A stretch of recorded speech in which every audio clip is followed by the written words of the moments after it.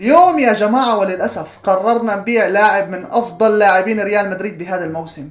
لاعب بيلعب بكل المراكز والمزاد راح يبلش بس ب50 مليون دولار. لاعب بيلعب بكل المراكز معناتها أكيد فالفيردي، فمشان هيك 100 مليون. ليش متأكد إنه فالفيردي؟ يا حبيبي هذا امبابي، لأنه امبابي كان عم يلعب مع ريال مدريد بكل المراكز، فمشان هيك 200 مليون. شوفوا يا جماعة، باقي أقل من 2000 متابع بنوصل نص مليون على يوتيوب، يعني 500 ألف. يعني نحن حاليا 498 ألف، باقي 2000 أو أقل من 2000 بنوصل 500 ألف وبنحتفل فيه سوا. فاشتركوا خلينا نوصل بهذا المقطع 500 ألف. لا فالفيردي ولا امبابي، لك هذا أردا جولر اللي بيلعب بكل المراكز، فمشان هيك 400 مليون. يا جماعة طولوا بالكم شوي. اللاعب الوحيد اللي بيلعب بكل المراكز كان بالموسم الماضي مع ريال مدريد هو فينيسيوس جونيور، فمشان هيك 500 مليون. يا اخي انا متأكد انه هذا اللاعب امبابي، فمشان هيك ما راح لكم 600 مليون، راح لكم 700 مليون. 700 مليون؟